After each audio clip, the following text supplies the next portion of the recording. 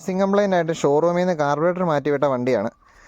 എന്നിട്ടും മിസ്സിങ് പിന്നെയും വന്നു. അപ്പം നമ്മൾ ഈ കാർബറേറ്റർ തുറന്ന് നോക്കിയപ്പോഴത്തേനെ വാക്യൂം പിസ്റ്റൻ്റെ അവസ്ഥ എന്ന് പറഞ്ഞാൽ വാക്യൂം പിസ്റ്റൺ നല്ലപോലെ ഓൺ ഔട്ട് ആയിട്ടുണ്ട്. ഇതുണ്ടോ, വാക്യൂം പിസ്റ്റൺ 4 മാസമായുള്ള ഈ കാർബറേറ്റർ വെച്ചിട്ട്. അപ്പോൾ എൻ്റെ വാക്യൂം പിസ്റ്റൺ അത്രയും സമയം കൊണ്ട് ഇത്രയും വാക്യൂം പിസ്റ്റൺ തേയ്മാനം വന്നു പോയി.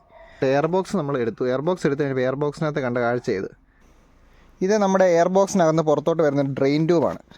അപ്പം ഈ ഡ്രെയിൻ ട്യൂബ് ഈ ഭാഗം എയർ ബോക്സിലായിരിക്കും കണക്ട് ചെയ്തിരിക്കുന്നത്. അതിൻ്റെ താഴത്തെ ഭാഗത്ത് ഇവിടെ ഒരു പ്ലഗ് വരും. ആ ഒരു പ്ലഗ്ഗാണ് ഇത് അടച്ചു വെച്ചത്. ഇപ്പോൾ ഈ വണ്ടിക്ക് ആ പ്ലഗ് ഇല്ലായിരുന്നു.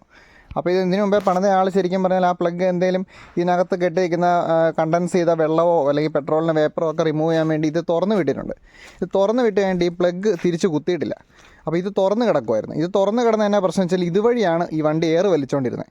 അപ്പോൾ പുറത്തുനിന്നുള്ള പൊടി മുഴുവനും കയറി ഈ എയർ ബോക്സിനകത്തെത്തി. അങ്ങനെ ഇത് നല്ലപോലെ ക്ലീൻ ചെയ്തില്ലെങ്കിൽ എന്നാ പറ്റുന്നത് വെച്ചാൽ ഈ പൊടി മൊത്തം കാർബറേറ്ററിനകത്തോട്ട് ചെല്ലും. കാർബറേറ്ററിനകത്തോട്ട് ചെന്ന് ഈ വാക്യൂം പിസ്റ്റൺ എന്ന് പറയുന്ന സാധനം മൂവ് ചെയ്യുന്നത് വേണ്ട ഈ ഒരു സ്ലീവിനകത്താണ്. ഈ ഒരു സ്ലീവിനകത്ത് ഇരുന്നുകൊണ്ട് ഈ വാക്യൂം പിസ്റ്റൺ മൂവ് ചെയ്യുമ്പോഴത്തേന് ഈ പൊടി മൊത്തം വന്നിട്ട് ഈ സ്ലീവിൻ്റെയും വാക്യൂം പിസ്റ്റൺ ഇടയ്ക്കിരുന്ന് ഗ്രൈൻഡ് ആവും.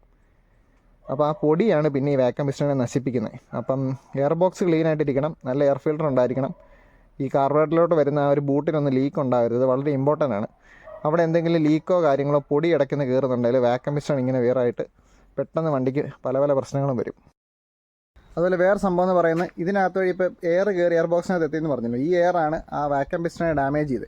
നിങ്ങളുടെ വാക്യൂം പിസ്റ്റൺ ഫ്രീക്വൻ്റ്ലി ഇങ്ങനെ ഡാമേജ് ആകുന്നുണ്ട്, ഇതുപോലെ എന്തെങ്കിലും ഒരു കാരണം ഉണ്ടായിരിക്കും. അതിൻ്റെ കോസ് ഒന്ന് കണ്ടുപിടിച്ചിട്ട് വേണം വാക്യൂം പിസ്റ്റൺ മാറിവിടാൻ. അതുപോലെ ഈ പൊടി കയറിപ്പോയ വാക്യൂം പിസ്റ്റണിന് മാത്രമല്ല എഞ്ചിന് നല്ല ഡാമേജ് കിട്ടും. നിങ്ങളുടെ വണ്ടിയുടെ വാൽവ് സീറ്റ് അടക്കം ഇത് സിലിണ്ടറിൻ്റെ പിസ്റ്റണും സിലിണ്ടറും അടക്കം ഇതിനെല്ലാം തേയ്മാനം വരാൻ നല്ല കാരണമാണ്. ഇതുപോലെ എയർ ഫിൽറ്ററിനകത്ത് നല്ലാണ്ട് ഇടയ്ക്ക് എവിടുന്നേലും വണ്ടി എയർ വലിച്ച് കയറ്റുന്നുണ്ടെങ്കിൽ പൊടി ഉൾപ്പെടെ കയറും. അത് വളരെ ശ്രദ്ധിക്കും.